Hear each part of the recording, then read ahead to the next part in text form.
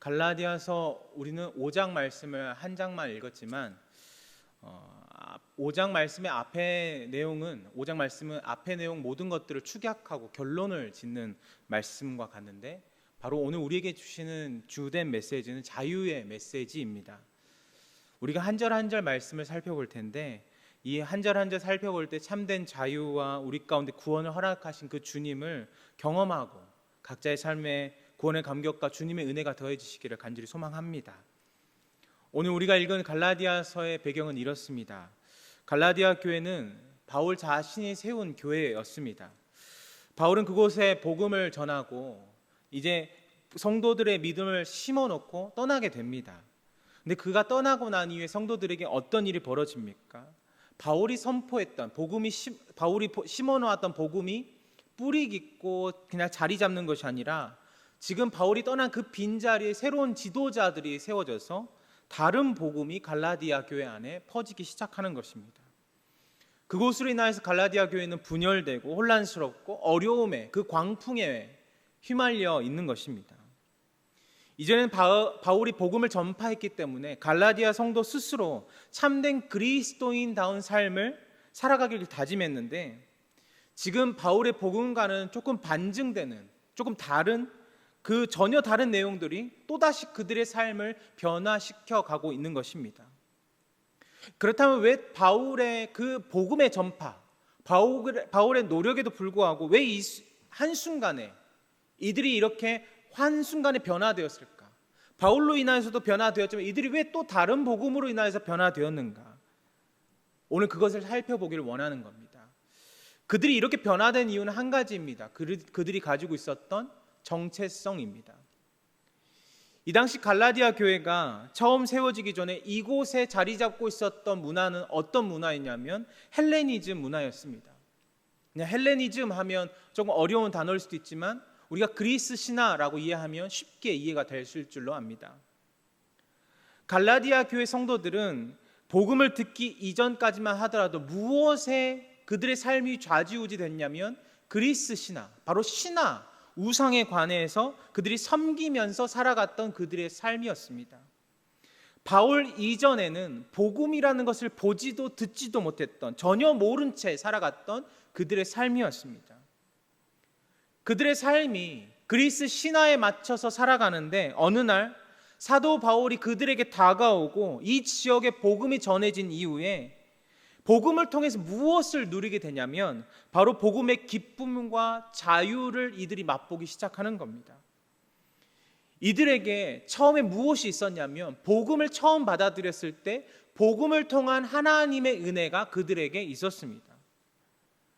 그리고 바울이 떠나고 나서 그들 가운데 지도자의 공백이 세워지니까 유대 땅에서 거짓 교사들이 그들 가운데 침투하고 바울이 말하는 복음과 비슷한 것 같지만 완전히 다른 이야기를 이야기하는 거예요. 그렇다면 그들이 전한 내용은 무엇인가? 앞에 우리가 읽은 본문 앞에 나온 내용인데 바울이 말하는 영생과 구원, 그것만으로는 하나님이 말씀하시는 구원, 주님이 말씀하시는 구원의 반열에 오를 수가 없다라는 것입니다. 그냥 믿기만 해서는 충족할 수가 없다라는 거예요. 우리가 이전부터 하나님께 받은 징표가 있는데 바로 율법과 전통에 의한 할례라는 거예요. 그렇게 말하면서 너희의 상황만 바뀐다고, 너희의 그냥 어떤 마음만 바뀐다고 되는 것이 아니라 본질적인 징표, 정체성을 완전히 바꾸는 것이 중요하다라고 백성들에게 거짓 교사들이 이야기하는 거죠.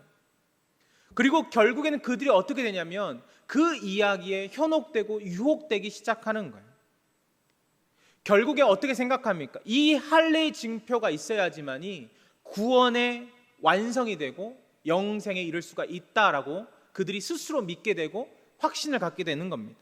그 거짓 교사들의 말이 설득력을 얻기 시작하는 거예요. 왜 그렇습니까? 바울이 말한 그 구원, 바로 이 구원이 생각보다 쉽게 얻어지기 때문에 그렇습니다. 이상하게 들리시죠? 왜 쉽게 여겨지는 것이 문제가 되는가?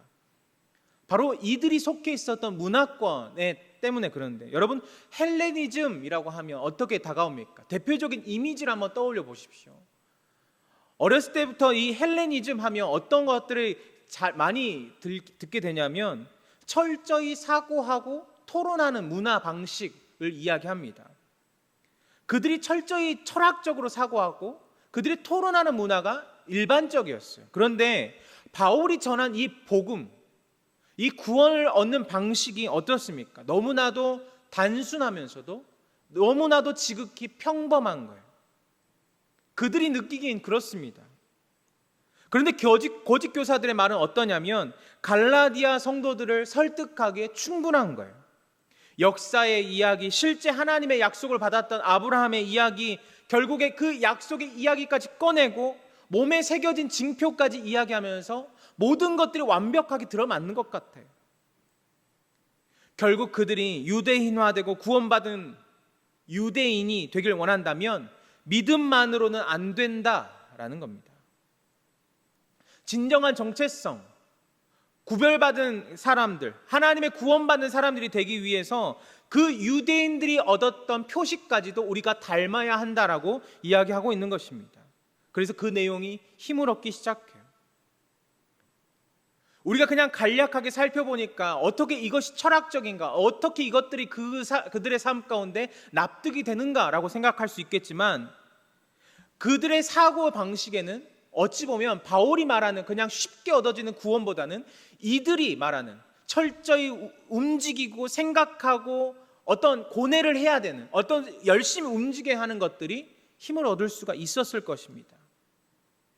그래서 거짓 교사들이 말하는 이 방식을 믿고 신뢰하고 결국에는 교회 가운데 여러 가지 분위기, 분파, 여러 가지 막 설들이 일어나면서 결국 어려움에 빠지는 거예요. 근데 이렇게도 생각해 볼 수가 있습니다. 어떻게 생각하는 거냐면 바울이 처음 복음을 전할 때 바울이 그냥 얼마 있을지 모르는 상태인지 알잖아요. 그가 바울의 처음에 복음을 전할 때 잘 전했으면 얼마나 좋았을까. 복음이 어떤 것인지, 얼마나 중요한 것인지, 시간을 갖고 오랫동안 하면 얼마나 좋았을까, 정확하게 했으면 좋겠는데 라고 생각할 수도 있습니다. 그런데 우리가 가정에서 계시겠지만 한번 옆에 계시는 분에게 한번 이렇게 설명해 보셨으면 좋겠어요. 지금 옆에 있는 분에게 구원에 대해서, 믿음에 대해서 정확하게 이해가 되도록, 납득이 되도록 한번 설명해 보십시오. 쉬우신가요? 쉽지 않습니다. 내가 어떤 복음을 내 머리로, 내 가슴으로 이해하는 것은 얼마든지 할 수 있지만 그것을 내 입으로 표현하는 것이 사실 쉽지는 않습니다. 시간과 공간상으로 우리가 이해할 수 없지만 우리가 믿음으로 구원을 얻어서 그렇지 설득시키고 이해시키는 것이 그리 쉬운 일은 아니에요. 우리가 품고 신뢰하고 믿는 이 말씀의 신앙, 우리는 충분히 이해가 됩니다. 그런데 말로 표현할 때 구원이 무엇이에요? 심지어 우리 교회학교 교사 선생님들도 아실 겁니다. 아이들이 갑작스럽게 질문하면 그냥 술술 대답이 풀리는 게 아니라 헉 하고 마음이 막힐 때가 더 많이 있어요. 나는 이해되지만 상대방을 설득할 때. 그래서인지 다른 복음, 표면적으로 드러나고 보여지는 것들을 통해서 구원의 확증을 받을 수 있는 다른 이야기들이 먹히기 시작하는 겁니다. 이에 대해서 바울 사도가 이 성도들을 향해서 단호하고 분명하게 오늘 말씀을 통해서 설명하고 있는 거예요. 1절 말씀인데 우리 1절 말씀을 같이 한번 읽어보도록 하겠습니다. 함께 읽겠습니다. 그리스도께서 우리를 자유롭게 하려고 자유를 주셨으니 그러므로 굳건하게 서서 다시는 종의 멍에를 매지 말라. 아멘. 사도 바울은 앞의 모든 내용과 지금 시대적인 상황과 성도들의 현실들을 아울러서 뭐라고 이야기하냐면 다시는 종의 멍에를 매지 말라라고 이야기합니다. 종의 멍에를 매지 말라. 무엇을 뜻하냐면 두 가지를 지금 이야기하고 있는 거예요. 첫 번째는 무엇이냐면 예수 그리스도 주님을 알기 이전, 복음을 접하기 이전의 삶이고, 또 하나는 무엇이냐면 예수 그리스도를 경험하였지만 거짓 교사들의 그 율법주의적 신앙생활로 그들의 가르침으로 인하여서 유혹에 넘어가 신앙의 모든 것들이 다 포기되어지는, 내려놓게 되는 이 두 가지를 종의 멍에를 맨 삶이라고 이야기하고 있습니다. 그리스도를 알지 못했던 삶도 종의 멍에를 맨 삶이고, 똑같이 그리스도를 안다고 이야기하지만 율법적인 가르침과 율법적인 사고방식에 매여서 살아가는 그들의 삶 역시도 종의 멍에에 매인 삶이라고 이야기합니다. 그렇다면 이렇게도 결론을 낼 수가 있습니다. 어떻게냐면 종의 멍에를 매는 것은 이전에 그들이 숭배했던 우상을 섬기는 것과 같다라는 거예요. 예수 그리스도를 알기 이전의 삶을 말합니다. 예전의 생활이나 예수를 믿는다고 하지만 종의 멍에를 매는 생활이 본질적으로 같다라고 하는 거예요. 이것을 우리는 그냥 무심코 넘길 수도 있겠지만 그냥 들을 수 있는 문제가 아니라는 거예요. 현재를 살아가는 우리에게도 너무나 중요한 메시지이고, 특별히 요즘 시대 같은 경우에 우리 가운데 너무나 다시금 생각해 볼 문제라는 것입니다. 사도 바울의 논리대로라면, 사도 바울의 말씀대로라면 우리에게도 복음을 영접하고 구원을 받아서 믿음을 품고 살아가는 그리스도인, 분명 그리스도인으로서 성도로서 살아갔지만 여전히 우리 가운데 무엇이 있냐면 율법적 종의 멍에를 매는 삶이 갈라디아 성도들처럼 우리 가운데 여전히 자리 잡고 있다는 사실입니다.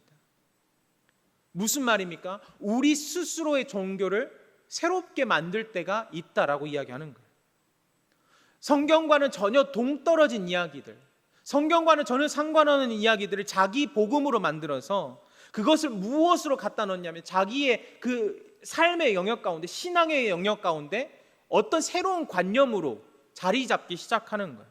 그것을 집어넣고 이것이 마치 복음인 것 마냥, 이것을 꼭 지켜야 하는 루틴인 것 마냥 그렇게 살아가는 거예요. 이것이 신앙생활이니까 이것을 딱 규정하여서 자신의 규범 안에 들어오지 않으면 나랑 다른 사람, 그리고 이건 틀린 거야 라고 이야기하는 겁니다. 때로는 어떤 사람은 정죄하고 구분하고 하는 것이죠.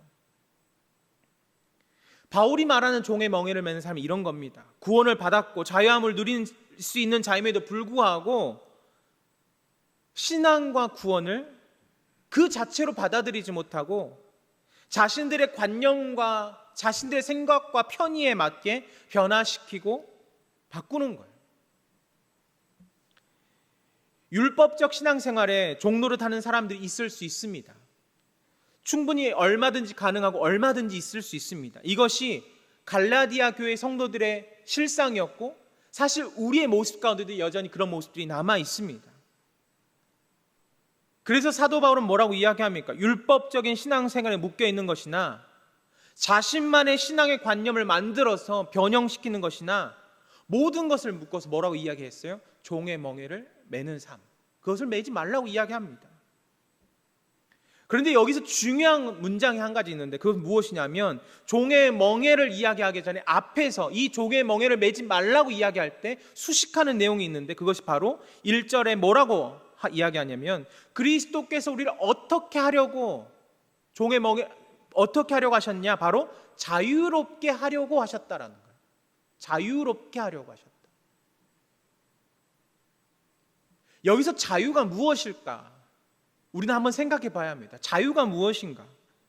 우리가 이해되는 자유를 한번 설명해 보면 이런 거예요. 누구의 방해를 받지 않고 누구의 간섭도 받지 않고 내가 원하는 대로, 내가 편한 대로 하는 것. 그것이 우리가 이해하는 자유입니다. 그렇죠? 대부분 그럴 것이고 그게 맞는 표현이라고 생각합니다. 그런데 이것이 성경 안에서 말할 때는 자유가 아니라 무엇으로 표현하는 거냐면 방종이고 방탄이라는 거예요. 그것을 어디서 볼 수 있습니까? 누가복음 15장 말씀은 우리가 너무나 잘 아는 말씀, 돌아온 탕자의 이야기 가운데 둘째 아들의 이야기가 있습니다. 그 내용이 무엇입니까? 아버지의 둘째 아들로 태어나서 때로는 삶에서 서러움을 맛봤을 수도 있어요. 그런데 그 아들이 아버지가 돌아가시기도 전에 자신의 분깃을 달라 하면서 아버지를 떠나는 거예요.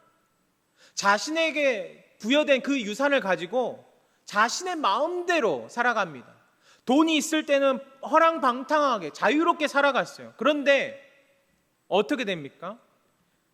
그것이 떨어지고 나서는 그 가지고 있었던 돈이 없어지니까 자유라는 것이 사라지는 거예요.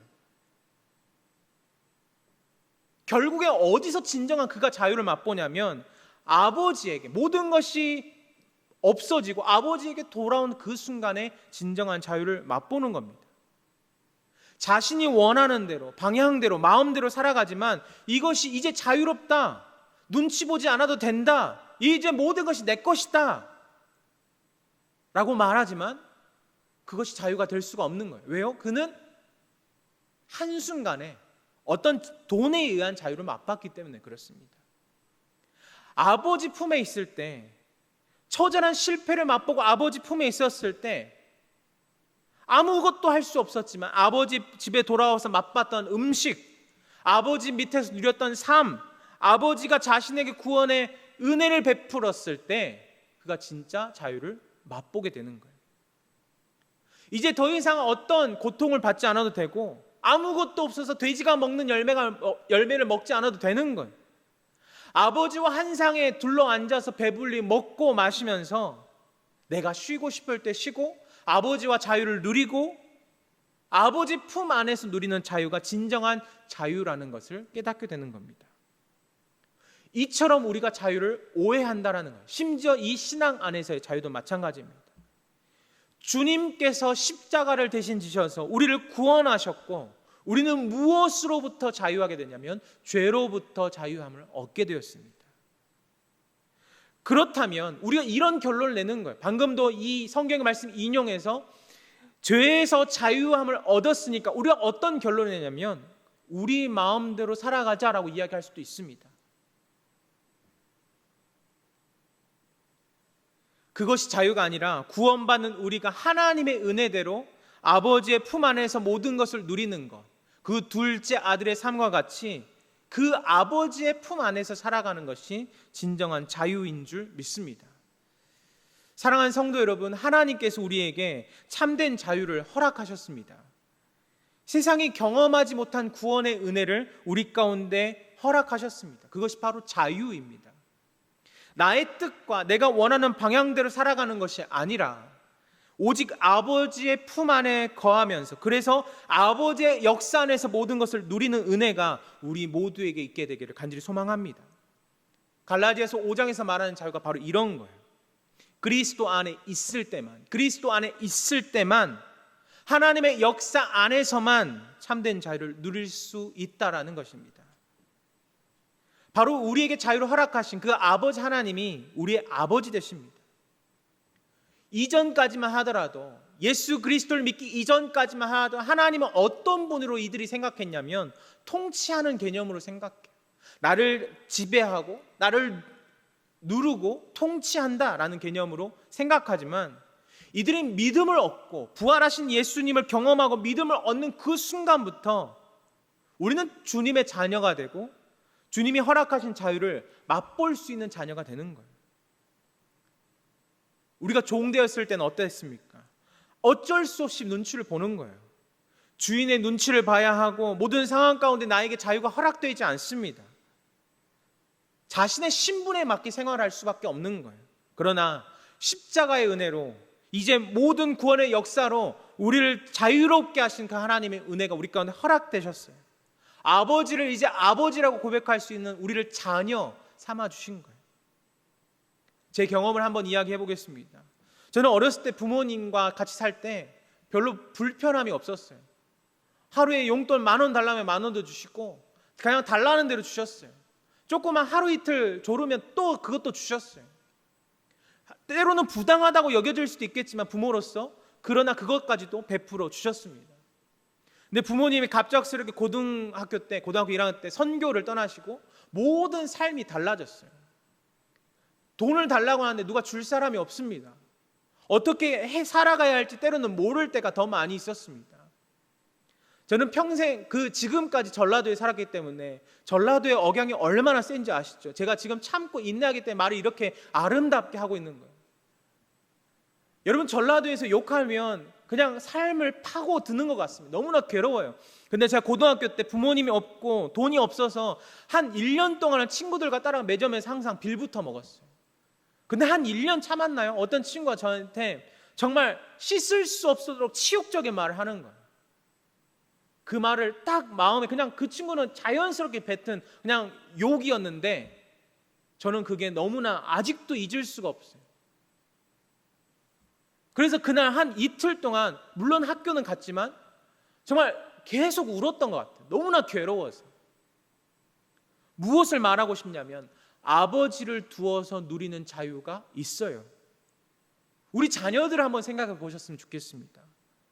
특히 자신의 필요가 생기면 어떻게 합니까? 아버지에게, 부모에게 이것을 요구해요. 자신의 생각과 자신의 판단보다는 부모의 판단보다는 자신의 편리에 맞게 막 요구해요. 그리고 원하는 데 부탁하죠. 그것을 부모님에게 던져놓으면 이제 이 행위의 주체가 누가 됩니까? 자기가 아니라 부모가 고민하게 돼요. 이걸 들어줘야 되는지 말아야 되는지, 이걸 해줘야 되는지 말아야 되는지. 자녀들은 어떻게 살아갑니까? 자유롭게 살아가요. 말만 던져놓고 자유롭게 살아가는 거예요. 자녀들은 언제 주나라고 기다리고 있는 거예요. 이것이 자녀가 누리는 자유입니다. 이런 부모와 자식 간의 관계의 기초가 무엇입니까? 우리를 자녀 삼으심의 기초가 무엇이겠습니까? 동일한 거예요. 우리를 끝까지 사랑하시는 사랑, 모든 것을 덮고도 남음이 있는 그 사랑이 바로 그것입니다. 마찬가지로 신앙생활을 통해서 우리에게 이루어지는 구원 역시 무엇을 행해서 얻어지는 것이 아니라 그냥 얻어지는 것이라는 것을 우리 너무나 잘 알고 있습니다. 무엇 때문에 얻어졌습니까? 사랑해서 얻어지는 거예요. 사랑해서. 우리를 너무나 사랑해서. 그런데 그럼에도 불구하고 우리는 어떻게 살아가냐면 하나님의 뜻과 은혜를 모르고 율법 아래 매여 있는 것입니다. 종의 멍에를 내려놓지 않는 자에게 사도 바울은 단호하게 이야기하는 거예요. 다시는 죄의 멍에, 종의 멍에를 매지 말라는 거예요. 그리고 난 4절 말씀에 또 이렇게 이야기합니다. 우리 4절 말씀도 같이 한번 읽어보도록 하겠습니다. 5장 4절 말씀입니다. 시작. 율법 안에서 의롭다 함을 얻으려 하는 너희는 그리스도에게서 끊어지고 은혜에서 떨어진 자로다. 아멘. 여기서 말하는 것은 무엇일까? 쉽게 이해가 되지는 않습니다. 근데 제가 풀어서 설명하면 이런 거예요. 너희가 언제까지 율법적인 사고 안에서 사로잡혀 있을 것이냐? 분명히 너희에게 구원을 허락하셨고 믿음으로 의롭다함을 칭함을 받은 우리를 자녀 삼으신다는데 너희가 여전히 율법 한 가지에 집중해서 매여 있다면 너희는 종이지 더 이상 성도가 아니다, 자녀가 아니다 라고 이야기하는 겁니다. 사랑하는 성도 여러분, 우리가 믿는 이 신앙 어떤 율법적인 한 가지에 매여 있을 수가 없는 거예요. 그것으로 국한되지도 않습니다. 하나님의 역사와 하나님의 방법은 무한하고 우리가 감히 상상할 수도 없는 것입니다.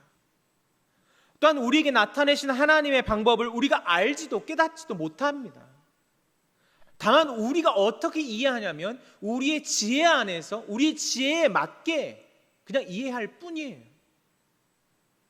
그런 하나님이 우리의 상태와 우리의 상황과 상관없이 오직 은혜로 구원을 베푸셨습니다. 그런데도 우리는 어떻게 살아가냐면 현재를 살아가고 있는 우리에게 무엇을 찾고 있는가? 나에게 할례의 증거는 있지 않는가라고 내 몸을 살펴보고 있다라는 거예요. 내 몸을 뒤적거리면서 이것이 구원의 은혜인가? 구원의 증표인가? 라고 생각하는 겁니다. 우리의 아버지 되신 하나님께서는 우리 있는 모습 그대로 사랑하시는 줄 믿습니다. 부족하면 부족한 대로, 제가 비록 여기 설교 단상에 있지만 이렇게 땀을 뻘뻘 흘리면서 정말 정돈되게 해야 하지만 그렇지 못함에도 불구하고 사랑하시는 줄 믿습니다. 하나님을 아버지로 참되게 고백하며 주님의 품에 거하는 자유를 우리 가운데 허락하셨어요. 그것을 우리가 누릴 수 있게 되기를 간절히 소망합니다. 마지막으로 우리 5절 말씀을 같이 한번 읽어보겠습니다. 5절 말씀입니다. 시작. 우리가 성령으로 믿음을 따라 의의 소망을 기다리노니. 아멘. 우리가 여기서 한 가지를 이야기하고 싶어요. 희망과 소망에 관한 이야기입니다. 우리가 너무나 많이 설교 가운데도 들어보셔서 아시겠지만 희망은 무엇입니까? 세상에서는 희망과 소망이라는 개념을 동일하게 거의 동의어로 사용합니다. 근데 신앙 안에서는 희망과 소망은 분명히 다른 이야기입니다. 희망은 무엇인가? 말 그대로 바라는 것. 실체는 없지만 바라는 것. 근데 그 5절 말씀에서 소망은 무엇이라고 이야기하냐면 이렇게 이야기하는 거예요. 힌트가 딱 나와 있는데 소망은 무엇인가? 바로 기다리는 것이라고 이야기합니다. 기다리는 것. 희망은 바라는 것이지만 소망은 기다린다라고 이야기해요. 왜 기다립니까? 실체가 있기 때문이에요. 희망이라는 것은 실체가 없지만 소망은, 우리가 품고 있는 믿음의 소망은 실체가 있기 때문이에요. 그것이 다가오고 있기 때문에 그렇습니다. 그래서 기다리면 되는 거예요. 그런데 우리가 가장 어려워하는 것, 신앙생활에서 가장 힘들고 견디기 어려워하는 것이 기다림이라는 거예요. 기다림. 내가 무언가를 기도하면 지금 당장 일어나야 이게 하나님의 역사로 생각해. 시간차가 점점 줄고 줄어야지만이 나에게 영적인 능력이 크다라고 생각해요. 무엇을 품고 기도하면 그 당장 일어나야지 하나님이 계신다라고 생각합니다. 그래서 갈라디아 성도들은 할례에 목숨을 걸었는지도 몰라요.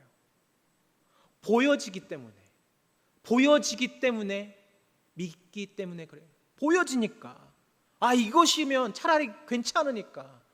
내가 아무리 믿는다고 기도한다고 하지만 지금도 일어나지도 않고 어제도 일어나지도 않았고 내일도 일어날지 안 일어날지 모르고, 그런데 할례라는 것이 이거면 될 것 같은 거예요. 그런데 분명하게 소망을 수식하는 것이 있는데, 소망은 어떤 소망인가? 바로 의의 소망이라는 것입니다. 여기서 의의 개념은 무엇입니까? 바로 예수 그리스도라는 사실입니다. 하나님의 아들이신 예수님께서 이 땅에 오셔서 우리를 구원하시고 십자가의 은혜로, 대속의 은혜로 우리를 구원하신 것, 하나님은 자기 아들을 십자가의 죄값을 지불하시고 우리를 구원하셨다는 사실, 하나님의 온전하고도 완전한 사랑을 나타내셨다라는 것입니다. 어떤 사람도, 이 땅에 살아가는 어떤 사람도 하나님의 그 사랑을 흉내낼 수가 없는 거예요. 하나님의 사랑은 어떤 사랑이냐면 우리를 자유롭게 하려고 자기의 아들을 내어놓는 사랑입니다. 그렇다면 자유는 무엇이냐? 우리를 자녀로 맞이하기 위해서 죄의 멍에, 종의 멍에를 풀어주는 거예요. 자기의 아들을 내어놓으면서까지 우리를 자녀 삼으신 것입니다. 이처럼 사랑의 증거로 우리에게 은혜를 행하셨는데 너희는 왜 다시 종의 자리로 돌아가서 종의 멍에를 메고 있느냐라고 물어보는 거예요. 그것을 성도들에게 호소하고 있는 것입니다. 1절 말씀에 이렇게 이야기해요. 다시는 종의 멍에를 메지 말라고 이야기합니다. 이 말 안에 무엇이 담겨 있습니까? 안타까움과 동시에 우리가 그 자리로 가면 예수 그리스도의 십자가가 무의미해진다라는 사실이에요. 지금까지 우리가 믿음으로 구원을 얻은 그 모든 사실들이 무의미하다라는 겁니다. 오늘 말씀을 좀 마무리해 보겠습니다. 우리는 누구로 살아가야 하는가? 한번 떠올려 보셨으면 좋겠습니다. 우리는 누구로 살아가야 합니까? 오늘 말씀에 계속 말씀드렸죠. 아버지의 자녀답게 살아가야 할 줄 믿습니다. 연약함과 실패 앞에서도 자녀의 모습으로 우리는 하나님께 어떻게 해야 하냐면 좀 들이밀어 봐야 돼요. 하나님께 좀 이렇게 부딪혀 봐야 해요. 내가 오늘 이런 잘못을 저질렀는데 괜찮을까요? 하나님 괜찮으시대요. 어떤 것 하나에 매여 있지 않는 하나님이세요. 하나님은 어떻게 하길 원하십니까? 내가 완벽하길 원하지 않으시고 온전해지길 바라면서 그냥 내가 어떤 완벽하고 온전함으로 신앙으로 그래 이렇게 무장해야지, 이걸 원치 않으세요. 그걸 생각하지 마십시오. 자녀다움으로 우리 가운데 허락하신 그 자유로 말미암아 자녀됨이 무기이기 때문에 그냥 아버지 하나님께 밀어붙여도 되는 거예요. 사랑하는 성도 여러분, 하나님이 우리 아버지 되심을 믿습니다. 종의 옷을 벗고 자녀의 자리로 우리가 돌아가야 합니다. 특별히 요즘처럼 이 온라인으로 드려진 이 순간 우리가 어떻게 예배해야 할까? 세상에서는 어떤 사람들은 이렇게 예배를 지켜야 한다고 하고 어떤 사람들은 따르는 것이 옳지 않다고 이야기하죠. 여러분, 우리 가운데 판단의 자유는 없습니다. 하나님이 허락하신 대로 하는 거예요. 우리가 왜 스스로 우리에게 자유를 허락하시는 그 하나님의 은혜를 무시하며 살아가십니까? 선택하고 판단하라고 자유를 주신 게 아니라 아버지의 자녀답게 내가 어디에 있든지 아버지의 자녀임을 기억하고 살아가는 것이 중요하다는 사실. 성도의 삶, 그리스도인의 삶, 아버지의 자녀다운 삶을 우리가 살아갈 수 있기를 원합니다.